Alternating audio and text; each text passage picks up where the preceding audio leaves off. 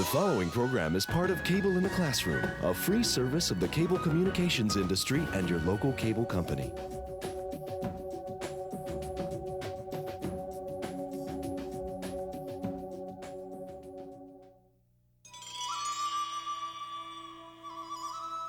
What's up, weather fans? Okay, stand still for a minute. Now, close your eyes. No peeking, all right? Wait for it. There. Did you feel it? No? I couldn't feel it either. But, without a doubt, the Earth is slowly moving. And I don't mean just in space. It's also shifting right underneath us. Now, you know the weather is always changing, but you don't usually think about it doing much more than making it hot or cold and maybe wet outside. So today, we're gonna get way out there with the gang and find out how the weather above affects the land below.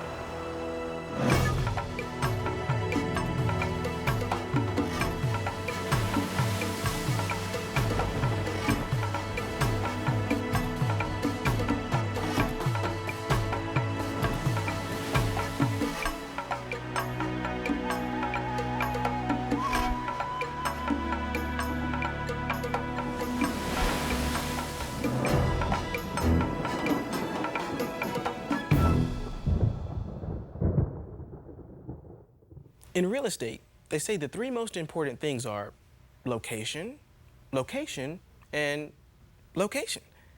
Well, the same thing's true with weather. If you live at the North Pole, you can pretty much count on being cold, right? And if you go visit your buddies at the equator, it's probably safe to leave the winter clothes at home. Pretty simple. Where you live on the planet basically determines what kind of weather you get. Now, wrap your mind around this. The kind of weather you get help shape the land where you live. I know, it's a lot to swallow, so let's get rolling and hook up with the gang. They've covered a lot of ground to get the lowdown on how our weather shapes the world around us. The planet blue. From a distance, it looks like a smooth, shiny new marble hanging in the darkness of space. Take a closer look, though, and you start to see it's not so smooth at all. It's mountains that soar up into the atmosphere, deserts that stretch for thousands of miles, and canyons as deep as oceans.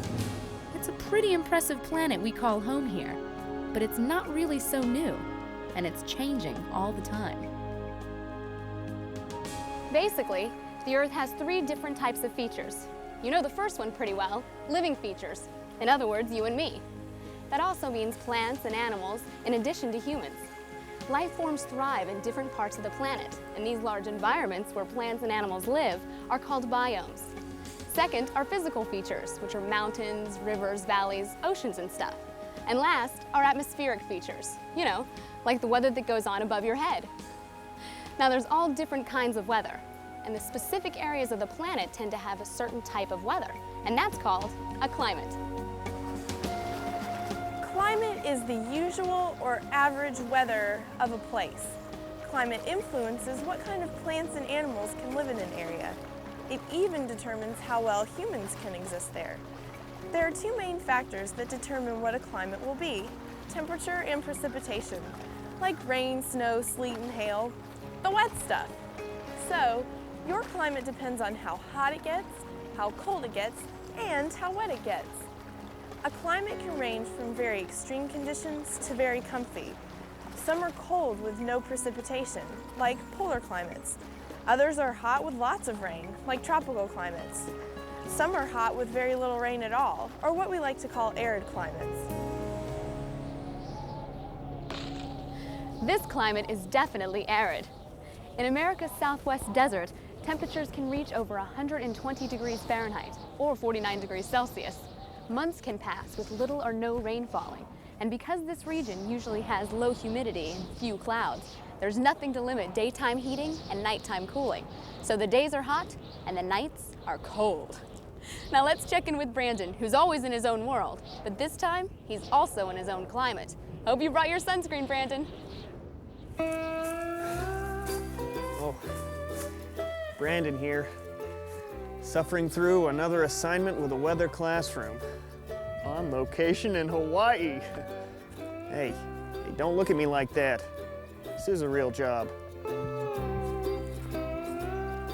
Now Now, believe it or not, I'm not here just to work on my tan. No, I'm here because Hawaii is the perfect place to study radically different climates. Now, you might think that this place is all rainforest. Well, guess again. Now, right here in this forest, it rains about 200 inches a year. But just on the other side of the island, there are places that get less than 10 inches of rain. So you know what that means? It means that you have totally opposite climates in one really small geographic area. Meanwhile, just a few miles away, it's a lot colder here, about 13,000 feet up on top of Mauna Kea. It's an entirely different kind of climate. Oh, you see what I mean? This place is climate central. Well, I think purely in the interest of science that we ought to head back down to the bottom quickly and see one of my favorite Hawaiian climates. Taxi!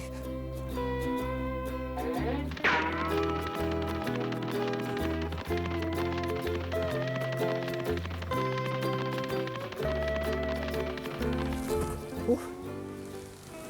Much better. Now, this is what I call a climate, scientifically speaking, of course.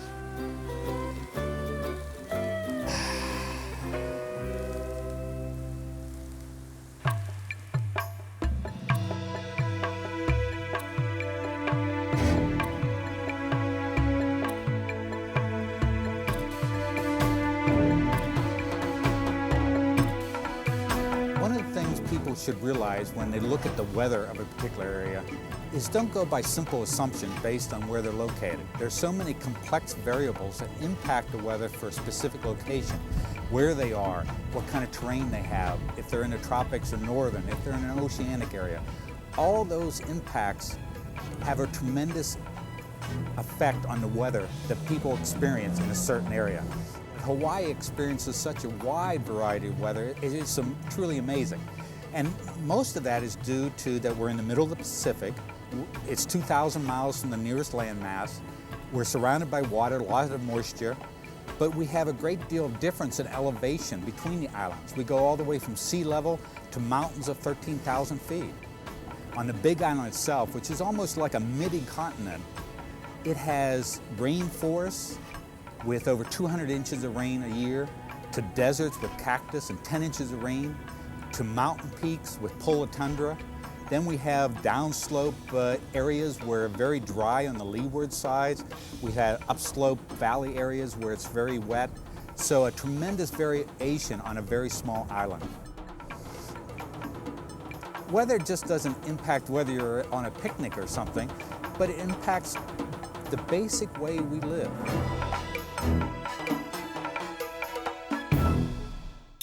They say variety is the spice of life. And if weather's your thing, then you're definitely living on the right planet. The Earth is constantly moving and shifting, making mountains here and deserts there. In the United States alone, there's just about every kind of landscape you can imagine, which means we get a taste of just about every type of climate right here in our own backyard. So let's get back out there with the gang and dig a little deeper into the secrets of the Earth to find out how the land affects the weather.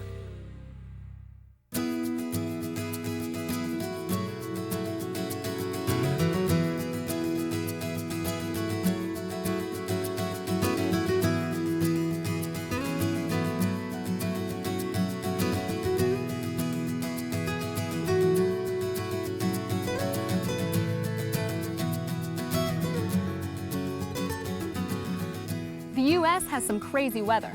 Pound for pound, we have the wildest weather in the world. Pick any year and you'll see droughts, hurricanes, deadly cold, frying heat, and undoubtedly the worst and the greatest number of tornadoes that happen on the planet. So how'd we get so lucky? Well, there are lots of different ways that land affects the weather. Now, oceans absorb and release heat slowly. But when you get onto dry land or a more arid climate, like here in Zion Canyon in Utah, the rules change. Land heats up quick and cools down fast. That means the farther away you go from water, the bigger the difference you'll see between day and night and summer and winter temperatures. But that still doesn't tell us why the U.S. has such wild weather. Well, it works like this.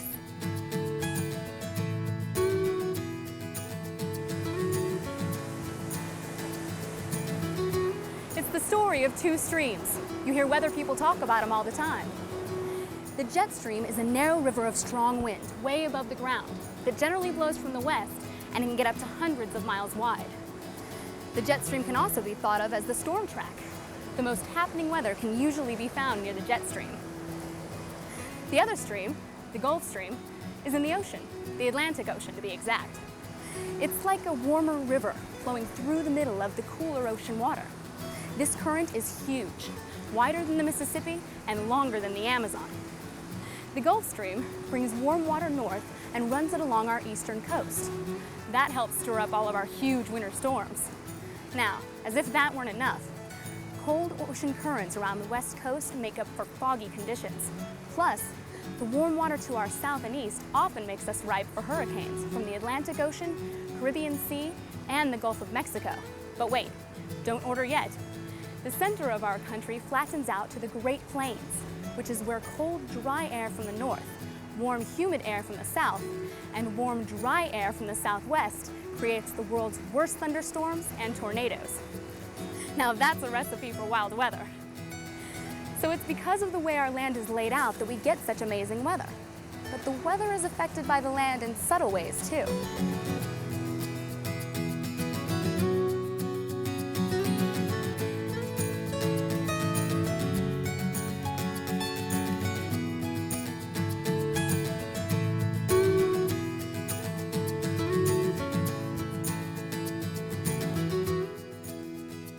Orographic lift. That's the technical name for the flow of air that happens over a mountain range like the Sierra Nevada here in California. The wind usually blows from the west to the east, and when it hits the mountains, it's forced to rise and condense. A cloud forms then, and it starts to rain or snow on the west side of the mountains. But this effect doesn't just make it rain on one side, it can make it dry on the other. Here in the Sierra, for instance, more than 100 inches of precipitation a year falls on the west or windward side. On the east or leeward side, though, the air sinks back down, gets warmer, drier, and much less rain falls. This is called the rain shadow effect. Rain shadow has actually helped make a lot of the world's deserts. Now, some of the physical features of our planet can be more dramatic than others and can have amazing effects on the weather. Brandon's gonna fill us in on a very hot example.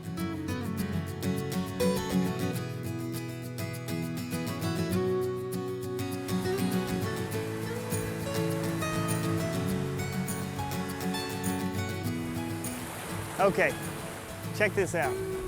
The outer layer of the Earth is like a big crust that floats over a core of fiery hot rocks. Now this crust is divided into pieces called plates, and they're slowly moving around. It's called continental drift.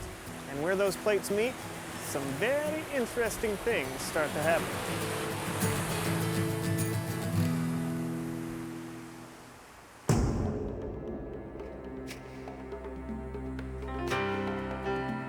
A volcano forms when a crack in the Earth's crust allows magma, or liquid rock, to ooze up. At first you see ash and smoke as a warning sign. Then the lava starts to spew. Volcanoes create new crust on the planet. They can form islands and even enlarge land masses. So what does it have to do with weather, you might ask? Well, one large volcanic eruption can actually make the weather colder across the entire world. Don Swanson of the U.S. Geological Survey lives with these volcanoes and knows all about what happens when the Earth blows its top. The Volcano Observatory here, which is run by the U.S. Geological Survey, is devoted to trying to better understand how volcanoes erupt and try to predict when they're going to erupt, and then to devise ways to mitigate the effects of these eruptions on the populace. And so we have here at this observatory and others around the world have a very intensive research program underway to try to understand how volcanoes work. What happens when a volcano erupts depends on the kind of volcano that it is. The Hawaiian volcanoes usually erupt rather quietly, and that means that lava comes out of the ground and forms lava flows. There may be some fountains associated with it, like turning a garden hose up on the end, but it's all pretty tame stuff. Explosive volcanoes, and Hawaiian volcanoes can be explosive every once in a while, but some volcanoes are normally explosive, are a lot more powerful, and the gases that can escape from the magma can throw rocks many miles into the air. And those are the powerful explosions and eruptions that you hear about. The islands themselves are just the tips of much larger volcanoes, most of which are below sea level. The best example of that is Mauna Loa volcano, which is just adjacent to Kilauea, where we are now. If you go all the way from the bottom of Mauna Loa, where it's depressed the seafloor, to its very top today, the mountain is 56,000 feet high. It's not only the largest volcano on Earth, but it must be the largest mountain of any kind on Earth. You'll probably never see the birth of a volcano from its very start. Although, as we speak, there is a volcano just off the south coast of Kilauea that hasn't yet formed an island, but is active. It still has about 3,000 feet to go to get up to the sea level, but eventually it will become an island that will maybe be added on to the island we're on now.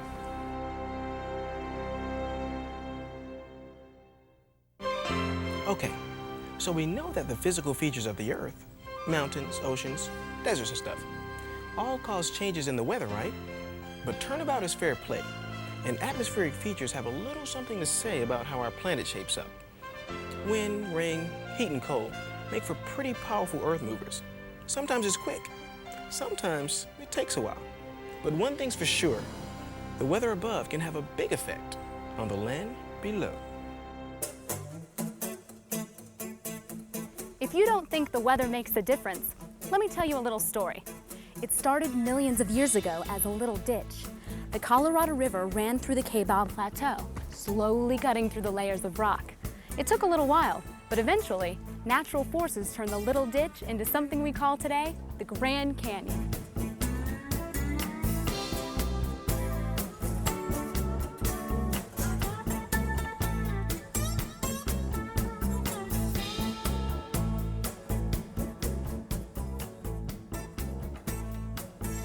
Makes you wonder what it will look like in a few more million years.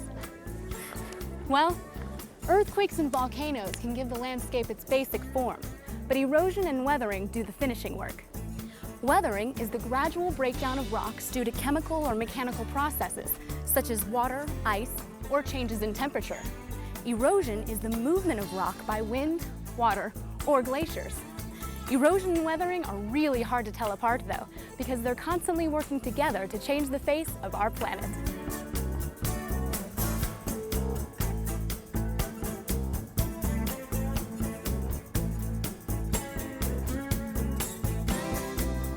The air around us is never completely still, and wind is one of the great forces that changes the face of our planet. Wind erosion does its best work in dry regions, particularly deserts, where wind-blown sand carves rocks into strange shapes. This is Monument Valley in southern Utah. You probably recognize it because of all the old Western and cowboy movies that have been made here. The features of this desert landscape have been sandblasted out by hot desert winds. Pretty weird. Now, for those of you that have always wondered what the difference was, mesas are flat-topped hills, and buttes are the more narrow, tall columns. Learn something new every day, huh?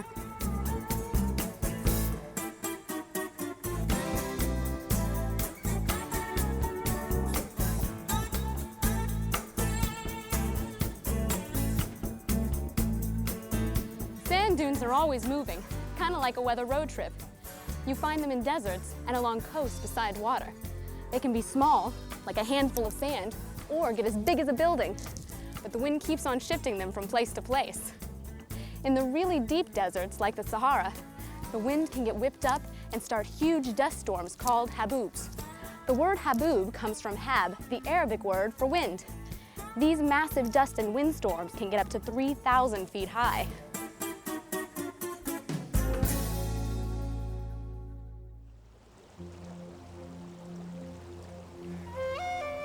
The sound of running water.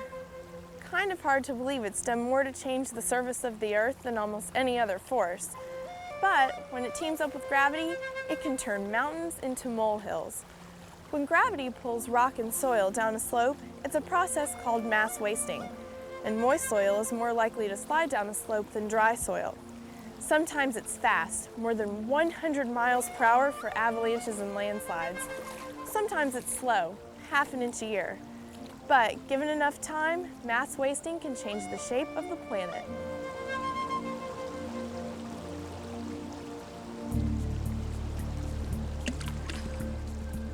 This is Yosemite National Park, one of the most incredible places on Earth. On a nice sunny day like today, it's hard to imagine that the third form of weathering carved out this great valley, ice. You see, if more snow falls than melts during the year, the glacier forms. Glaciers are nature's bulldozers. They creep along, picking up loose rocks and debris, and their crusty bottom acts like a giant file, scraping out the land underneath. Millions of years ago, glaciers came through this valley and carved these granite walls and left us with this magnificent valley that we see today. Other forms of weathering have shaped Yosemite Valley. Rock slides, for example, are a dynamic force here in the valley. Rocks continue to fall through the exfoliation process, and as these rocks fall, they create granite all over the valley floor, which is actually making the valley floor rise gradually. Basically, the Merced River that cuts a path through Yosemite Valley continues to affect the valley itself. And it's a dynamic process. People come to Yosemite and they think it's always been this way, but it's a gradually changing thing. Through the weathering, through the river that floods in the springtime, through the rock falls that we see year-round. Although people, 100 years, 200 years, the valley looks generally the same. If you look back thousands of years and thousands of years into the future, the look of Yosemite Valley is ever-changing.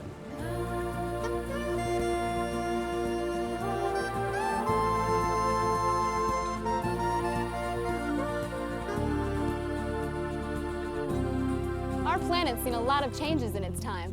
It's been through ice ages and periods even warmer than what we know today. No one's exactly sure why, but some think it might be that the Earth's position has changed in relation to the sun. Some think it's because land masses have drifted around and interrupted the circulation of the ocean currents. And some scientists even think that we humans are causing our planet's current warming trend, called global warming, by burning too much fossil fuel and increasing what's called the greenhouse effect. There's a lot we don't understand yet about how our world works. But if there's one thing we know for sure, it's that our little planet is still changing. Always has, always will. Well, that's about it for class today. So maybe we didn't get to actually feel the Earth moving underneath us, but we did cover some pretty serious ground. It may be a small world, but there's a lot of it to see. Studying weather is very cool that way. It can take you to some pretty amazing places on our little planet here. Land and weather work together to shape the world around us, a world that never stops changing. Now, I gotta go, but I'll catch you later, and we'll see what the world looks like then. For the Weather Classroom, I'm Jason. See you around.